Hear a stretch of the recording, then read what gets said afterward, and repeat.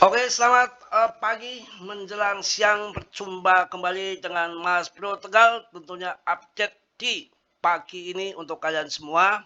Tetap yakin, tetap semangat ya. Nggak terasa waktu berjalan begitu cepat. Sekarang udah hari Jumat lagi.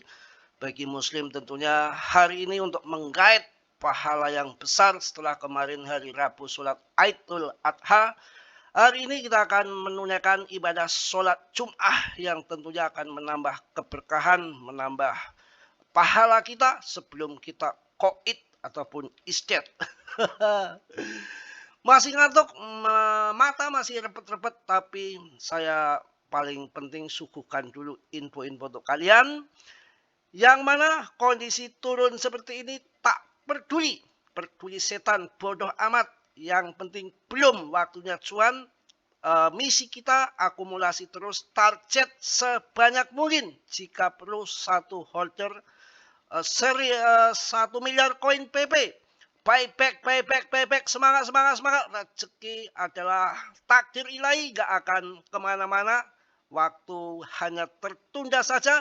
Tapi koin PP jangan kalian ragukan lagi, yang mana di sini kalian bisa lihat di CMC holdernya sudah meningkat lagi 555,12K. Wow, 1000 holder lagi naik. Ini adalah fundamen utama sebuah koin akan bermasa panjang, akan permanen, tidak datang dan pergi begitu saja, akan bermasa panjang, bikin cuan besar. Salah satu modal utama adalah investor holder.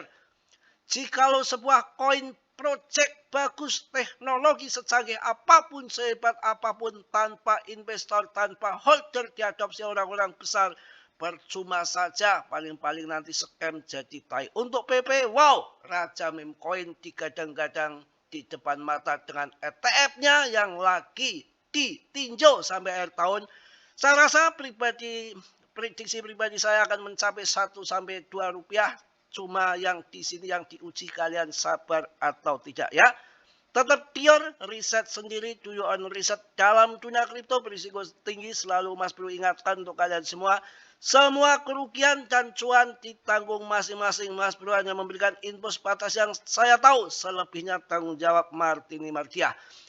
Langsung kita bahas untuk PP, nggak perlu ragu. 0,06 kembali harganya. Kemarin ketakutan pergerakan turun, ada apakah gerangan kok sampai turun?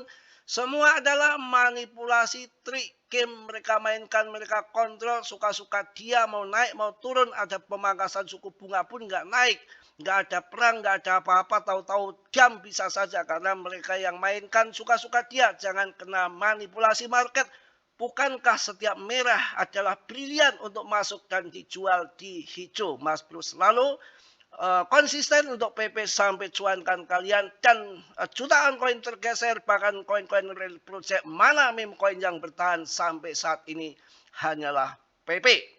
Si Badoge itu masa lalu. Oke, langsung kita bahas berbagai macam berita yang perlu kalian ketahui di saat kita ketakutan, kendor pada lari-lari. Akan tetapi yang terjadi di dalam akumulasi Bitcoin paling tenang dalam 18 bulan terakhir sedang terjadi saat ini.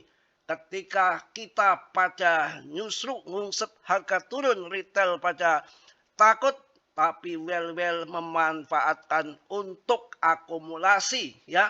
Itu yang terjadi. Posisi Bitcoin telah mencapai level tertinggi tahunan, sementara permintaan retail berada di titik paling bearish terendah pada tahun 2026 pada takut ya. Jumlah entitas yang memegang 1000 BTC mencapai 1282 pada 22 Mei, menyamai puncak tahun ini yang tercatat pada 3 Mei. Divergensi VS retail delta kaki ini menjadi yang terkuat sejak November 2024, menandakan adanya skenario akumulasi secara diam-diam atau proaktif, gitu yang terjadi. Dan kita kalau melihat yang terjadi saat ini, BTCD juga sangat mengagumkan, sudah mulai longsor ke bawah, dan sekarang yang lagi naik adalah USDT. Artinya banyak menjual BTC sekarang masih di dalam USDT dulu. Apakah akan ditembakkan ke altcoin? Itu bisa terjadi, mudah-mudahan seperti itu. Ya, yang mana market mau dikontrol, dimainkan sama dia, suka-suka dia. Apa buktinya? XLM naik sendiri tanpa terkendali toh. Jadi apa yang dimainkan suka-suka dia. Biasanya XRP dulu baru akan membawa XLM, tapi ini XLM naik, XRP-nya turun, dan kemudian untuk koin-koin yang perlu kalian hajar, yang bagus-bagus, yang cepat naik, jangan ngasal ya.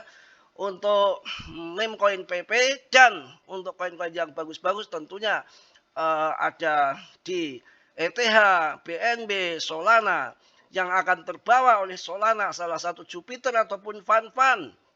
Kemudian yang akan ikut naik bersama ETH, Uniswap, ARP, kemudian SUI, kemudian PP, kemudian Polygon. Ya, kalian bisa masuk koin-koin yang bagus-bagus. Mas Bro masih serak-serak basah suaranya kayak Nicardila kalau masih pagi, belum loading.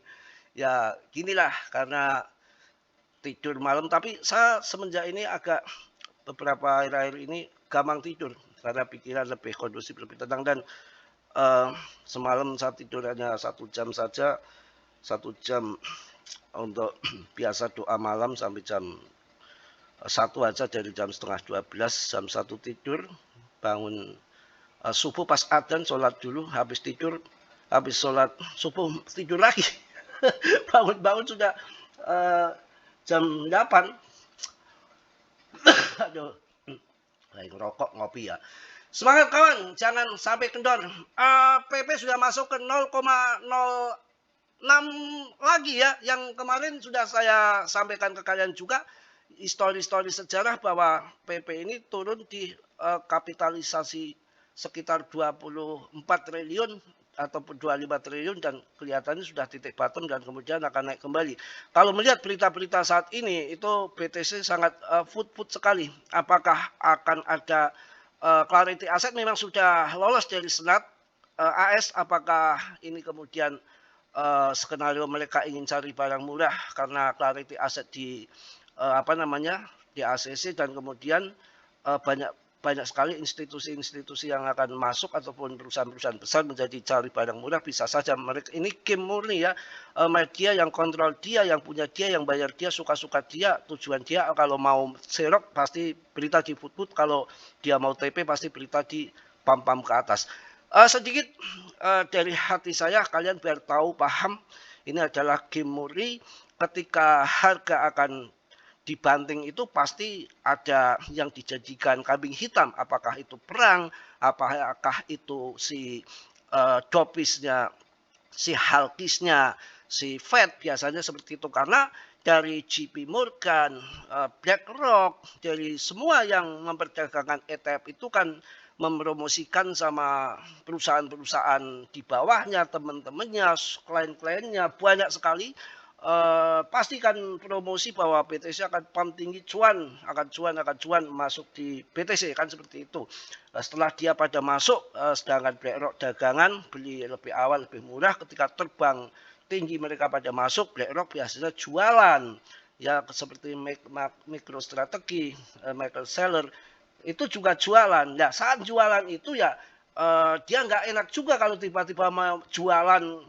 Dia jualan, nyuruh teman-temannya ataupun perusahaan-perusahaan di bawah dia untuk masuk, sedangkan dia jualan kan nggak enak, sedangkan dia mempromosikan untuk akan ngepam. Maka biasanya itu ada yang dikambing hitamkan, apakah itu perang, apakah itu halkisnya dari Fed, ataupun dengan alasan apa, itu terbaca oleh saya di situ. Pokoknya yang menang, yang cuan sopo, yang holder jangka panjang, membeli saat murah beli seperti ini, nanti ketika terbang tinggi kalian jualan begitu, karena kripto itu naik dan turun ya. Mungkin itu aja untuk pagi ini, karena saya harus ngopi dulu, kopinya udah mau sudah saya aduk nih, mau sudah anget kayaknya, kalau tadi panas saya lanjut ngopi dulu. Nanti info-info selanjutnya di siang hari, akan tetapi kalian harus semangat karena PP sudah masuk ke 0,06 kembali. Kemarin paling bottomnya di 0,059, cuma turun tipis sedikit saja. Kemarin sempat ke di CMC-nya ranking 50 sekarang udah masuk ke 49 lagi dengan kapitalisasi 4,9 triliun dikit. Ini mungkin bottom ya.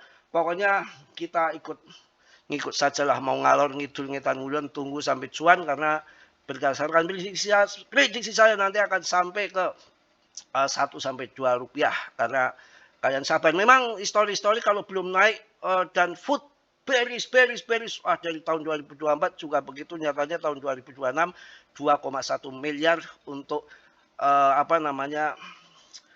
BTC. Dan waktu itu saya masih ingat betul bahwa Brian Armstrong dari Coinbase gembar-gembar bahwa BTC sudah nggak mungkin turun lagi sampai 50% kayak zaman waktu sebelum di ETF kan, karena sudah ditopang dengan ETF, institusi, dana pensiun masuk. Saya rasa benar, ternyata ya itu supaya orang pada masuk harga di penurunan 30% saja biar pada masuk teman-teman. Dia nggak taunya dari 2,1 sampai menjadi 1,3 hampir 50%. Berarti kan Brian omong kosong.